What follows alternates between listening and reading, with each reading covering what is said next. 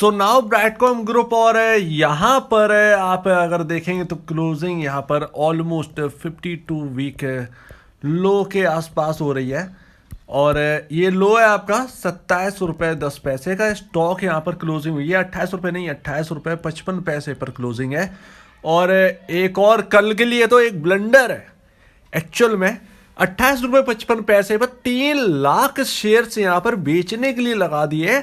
Even आज आज volume अगर आप देखोगे तो 4 करोड़ 40 लाख शेयर्स में काम हो चुका है। और टर्नओवर की बात करोगे तो टर्नओवर जो है वो 125 करोड़ के ऊपर का है। Can you imagine this? यहाँ पर 28 रुपए का स्टॉक और 125 करोड़ का टर्नओवर, ये अपने आप में ही बहुत बड़ी बात, बहुत बड़ी बात है। 125 करोड़ का टर्नओवर होना। आप वोडाफोन आइडिया में देख लोगे तो उसमें 80 करोड़ का वॉल्यूम रहता है और वो पेनी स्टॉक है उसके अंदर, इसीलिए और ज़्यादा यहाँ पर वॉल्यूम रहता है। तो यहाँ पर काफ़ी बड़ा टर्नओवर है और ऐसा टर्नओवर बहुत कम ऐसे स्टॉक्स में दिखता है। मतलब जो 50 रुपए की जो रेंज है ना, वो यहाँ पर ऐसे जो वॉल्यूम है, ऐसा वॉल्यूम है, ऐसा टर्नओवर भाई बहुत कम देखने को मिलता है। और डेली बेसिस पे कहीं ना कहीं ये हो ही जाता। मुझे लगता है कल के दिन बड़ा वॉल्यूम यहाँ पर देखने को मिलेगा because of this. 3.5 lakh share है 28 रुपये 55 पैसे पर लगे हैं। इवन अगर डिलीवरी क्वांटिटी देखो, जो डिलीवरी क्वांटिटी आपको 40% दिखती थी वो अभी 18.15% है। ये हाल है 18.15%, यानी ट्रेडिंग जमकर हो रही है। वो भी ट्रेडिंग अगर आप देखोगे तो ट्रेडिंग कितने में हो रही है, कितने में हो रही है? ये आपका हो रहा है समथिंग 1.5 रुपए के आसपास। सिर्फ 1.5 रुपए के लिए यहाँ पर जो है मगजमारी बहुत ज़्यादा है। और 1.5 रुपए का ही मूवमेंट रहा और 4 करोड़ 40 लाख शेयर्स में काम हो चुका है। ये हाल है। तो यहाँ पर क्या ये हाल कहता क्या है? यहाँ पर इन्वेस्टमेंट इस वक्त जो है ना बहुत कम आ रहा, बहुत कम यहाँ पर इन्वेस्टमेंट आ रहा है। ट्रेडिंग जमकर हो रही है और वो कहीं ना कहीं कल के दिन अगर सेलिंग प्रेशर ये चीज़ बढ़ाती है तो फिर यहाँ पर वो ट्रेडिंग बढ़ेगी और यहाँ पर कल हैवी वॉल्यूम में भी पॉसिबल है। हैवी वॉल्यूम, ये आज का जो वॉल्यूम है 4 करोड़ 40 लाख, वो कल क्रॉस होता हुआ दिख सकता है। और कहीं ना कहीं चांसेस ये हैं कि ब्रेक डाउन ही होगा। जहाँ तक है बहुत ज़्यादा चांसेस है, बहुत ज़्यादा मेरे हिसाब से, क्योंकि सेलिंग के लिए इतना बड़ा क्वांटिटी डली है। 10 लाख स्टॉक मेरे पोर्टफोलियो में था सिर्फ 20 रुपए में, और बहुत बढ़िया आज 700 रुपये चल रहा है उसका स्टॉक का प्राइस 10 लाख। चलिए ठीक है। और यहाँ पर आप मार्केट कैप जो आप देख रहे हैं ये शायद वो स्मॉल कैप वाला मार्केट कैप आपको देखने को मिलेगा कुछ समय बाद। कुछ समय का मतलब ये आप समझ लो 10 जनवरी तक कहीं ना कहीं अगर इसके अंदर सेलिंग बढ़ती है तो वो सेलिंग रुकेगी नहीं अभी, बिकॉज आपका 52 हफ्ते का लो टूटा है। 52 हफ्ते का लो टूटा है और फिर उसके बाद अनुमत ऐसे 99% स्टॉक्स में ये देखा गया है कि जब भी 52 वीक लो तोड़ता है तो थोड़े से और नीचे ही चला जाता है स्टॉक, फिर उसके बाद थोड़ा सा बाउंस बैक या कुछ रहता है। बट यहाँ पर मार्केट का सिचुएशन भी ख़राब है और यहाँ पर बल देने के लिए कोई नहीं है इस वक्त। तो यहाँ पर ये लगता है कि ये थोड़ा सा नीचे जाएगा। तो 5,000 करोड़ के आसपास का मार्केट कैप रहने वाला है, स्मॉल कैप कंपनी बनने वाली है। और ये काफ़ी क्रिटिकल सिचुएशन है स्टॉक के अंदर। और बाकी जो अभी बचे हुए जो स्टॉक है ना ये भी जाने वाले हैं मुझे लगता है। जैसे ये TTML हुआ और बाकी का जो आपका चलता हुआ नज़र आया था, उन स्टॉक में तंगड़ी सेलिंग कहीं ना कहीं देखने को मिलेगी, क्योंकि इसका रव ऑफ इफेक्ट ना हर जगह जाता है।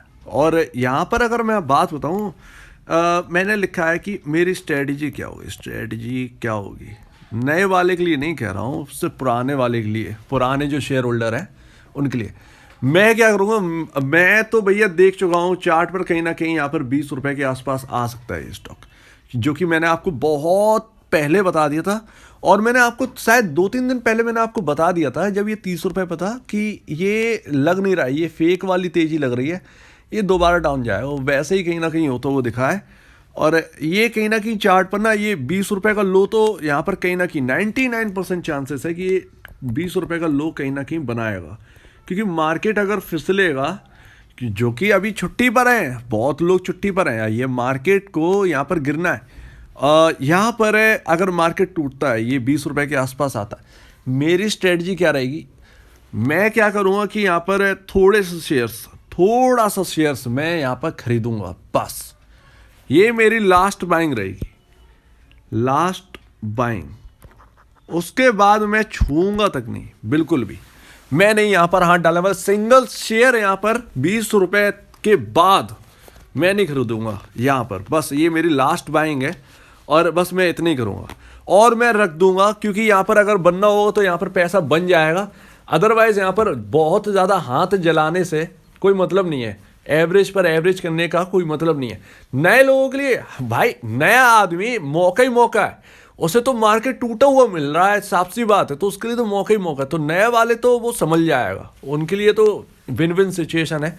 पुराने वाले जो हम लोग फंसे हुए हैं बस वही है, क्योंकि उन्हीं के लिए यहाँ पर जो है उन्होंने उछाल भी देखी, हम लोगों ने गिरावट भी देखी। गिरावट तो बहुत ही ज़्यादा तंगड़ी है, लेकिन एक अंदर से ना एक गट फीलिंग आ रही है कि Q3 ना इसमें कुछ होगा। Q3 में कहीं ना कहीं मुझे इंतजार है फॉरेंसिक ऑडिट फरवरी में। मे बी 1% ही भी अगर मैं चांस लेके चलूँ ना, अंदर से मतलब एक गट फीलिंग है कि फॉरेंसिक ऑडिट ना फरवरी के आसपास, फरवरी के या Q3 के आसपास ये कहीं ना कहीं आ जाए, कहीं ना कहीं बहुत ज़्यादा। लेकिन इसके चांसेस बहुत कम है, हम लोग तो जानते ही हैं। बहुत ज़्यादा उम्मीद रखने से कोई फ़ायदा है नहीं, राइट। लेकिन एक फीलिंग है कि हाँ शायद Q3 के आसपास सब कुछ ठीक होना चाहिए इस स्टॉक के अंदर। देखते हैं होता है या नहीं होता है, लेकिन मैं तो बस यही करूँगा कि बस 20 रुपये is the last point for me. और मैंने जितने यहाँ पर शेयर खरीदने हैं बस मैं यहीं पर रुक जाऊँगा, फिर मैं बैठ के इंतज़ार करने वाला हूँ कि भैया बस अब यहाँ पर मुझे मिलेगा क्या। मुझे मिल जाएगा यहाँ पर पी रेशियो लमसम 3 के बिलो, 3 के आसपास या 3 के बिलो मुझे मिलने वाला। 3 से 3.50 के आसपास पी रेशियो मिल जाएगा, जो कि मेरे लिए सबसे बेहतरीन है। चाहे पुराना हो नया के लिए तो भैया जैसा मैं कह रहा हूँ बिन बिन सिचुएशन है। पुराने के लिए अगर यहाँ पर जो है आपका, क्योंकि पुराने लोग का एवरेज प्राइस भी कुछ लोगों का 90% लोगों का तो आसपास ही होगा, नए लोगों को कुछ 80-90 के आसपास होगा, कहीं ना कहीं वो भी नीचे ले आए होंगे अपने एवरेज प्राइस को। सो यहाँ पर लो वैल्यूएशन और यहाँ पर रुकने का समय। बस ये जो मैं आपसे बहुत पहले कह चुका था 20 रुपये का, वो बस ये लास्ट प्राइस है और ये मेरी स्ट्रेटजी रहेगी। मैं बस यहाँ पर रुकने वाला हूँ, इससे ज़्यादा मैं नहीं बढ़ूँगा, फिर चाहे ये किधर भी जाए मुझे लेना देना नहीं है। मैं बस यहाँ पर रुक कर वेट करूँगा, Q3 का इंतज़ार रहेगा। Q3 में क्या अनाउंसमेंट आती हैं। एक तो इनकी हेल्पलाइन जो है वो ख़राब हो चुकी है, बिल्कुल ख़राब। जो हेल्पलाइन नंबर दिया था 10 मिनट कॉल करते रहो, वो कॉल उठनी ही नहीं है। पता नहीं किसी ने किया होगा तो बता देना जरा कमेंट सेक्शन में, उठती है या नहीं उठती है अब। लेकिन अब तो उठती ही नहीं है, उठाते ही नहीं है। मतलब बैठे रहो, वो गाना सुनाते रहेंगे, लेकिन होना कुछ नहीं है। सो लेट्स सी, देखते हैं। बट ये जो मैं 20 रुपए की बात कर रहा हूँ ये इसके लिए नहीं होगा, सिर्फ पूरा मार्केट जो IT है ना वो नीचे आएगा। और ये क्यों आएगा, 12 जनवरी को आपके रिजल्ट आने IT के स्टार्ट। इन्फोसिस, TCS, विप्रो, ये सब आपके रिजल्ट जो है ना वो लाइन में लगे हुए हैं। और Q3 की हकीकत जो है ना US से, वो आपके सामने अब आने वाली है। सो बी रेडी। ये काफी वोलेटाइल मंथ भी है और यहाँ पर बजट है आपका 1 फरवरी को। उससे पहले तो 10 दिन पहले तो इतना ज्यादा वोलेटाइल मार्केट हो जाता, तो वोलेटिलिटी का सामना करने के लिए तैयार हो जाओ। भयानक वोलेटिलिटी। इवन अगर कोई ऑप्शन ट्रेड करता हो 10 दिन पहले का देखना, आप बजट के टाइम देखोगे तो आपके प्रीमियम आसमान छू रहे होंगे।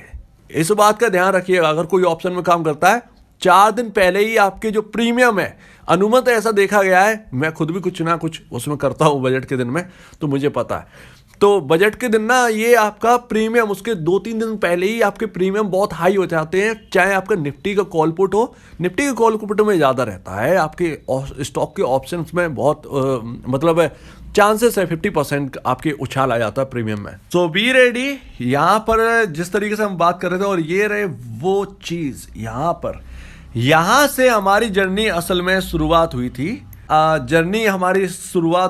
और यहाँ से वो 20 रुपए का जो लेवल है ना, यहाँ पर 25 रुपए गया था ये स्टॉक, उसके बाद डाउन साइड पकड़ी थी। 8 रुपए से जब चला था 25 रुपए गया था, 25 रुपए से डाउन साइड पकड़ी थी, 20 रुपए पर सपोर्ट बनाया था, 16 रुपए पर सपोर्ट बनाया था, फिर ऊपर गया, फिर थोड़ा सा नीचे आया, 20 रुपए पर उसने सपोर्ट लिया। तो ये वही कंसोलिडेशन के लेवल है, ये सबसे बड़े कंसोलिडेट लेवल्स हैं जो कि बीसीजी में यहाँ पर ये सबसे बड़ा कंसोलिडेशन का फेज था ब्रैडकॉम ग्रुप के अंदर। तो यहाँ पर ये हमें देखना होगा। बाकी यहाँ पर क्या देखें, कुछ नहीं है यार, एक्चुअल में कहने की बात है, हमें सिर्फ फॉरेंसिक ऑडिट चाहिए इस स्टॉक के अंदर, वही रंग ला सकता है।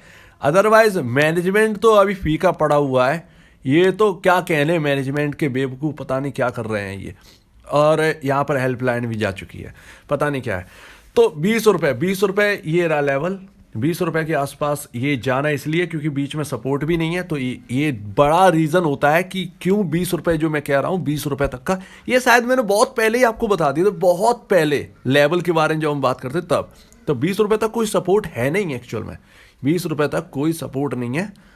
20 रुपए पर जो कुछ मिलना होगा वो 20 रुपए 19 रुपए के आसपास जो कुछ होना होगा वो वहीं पर एक बड़ा गेम होना है, और ये होके रहेगा। देखते हैं क्या होता है क्या नहीं होता है। उम्मीद है आप पूरी बात को यहाँ पर समझ गए होंगे। पुराने लोग जो ओल्ड इन्वेस्टर्स हैं उनके पास अपनी स्ट्रेटजी होनी चाहिए। मैं बार बार कह रहा हूँ, क्रिटिकल सिचुएशन है, स्ट्रेटजी होना मांगता है, स्ट्रेटजी होना ही चाहिए, होना ही चाहिए और होना ही चाहिए आपके पास। बहुत ज़्यादा सस्ते को देखकर कूद मत जाना पुराने इन्वेस्टर की, खरीदो खरीदो खरीदो, ये ऐसा बिल्कुल मत करना। मार्केट का सिनेरियो भी अभी हमारे फेवर में नहीं है, सिर्फ स्टॉक का तो फेवर में ही है ही नहीं, मार्केट का और नहीं है इस वक्त। तो ये सारी सिचुएशन है, बहुत ही आराम से धीरज से, मैं ये नहीं कह रहा हूँ कि आपको आप खरीदने के लिए बैठे हो और आपको बाइंग नहीं करना चाहिए, लेकिन बहुत संभल के स्ट्रेटजी से काम करो, ठीक है। उम्मीद है आप पूरी बात को यहाँ पर समझ गए होंगे। अगर आपको इस वीडियो कोई प्रॉब्लम, कुछ पूछना है, कुछ बताना, कुछ कहना है तो प्लीज़ कमेंट सेक्शन में कहिएगा। और अब दीजिए वीडियो देखने के लिए बहुत बहुत धन्यवाद दोस्तों।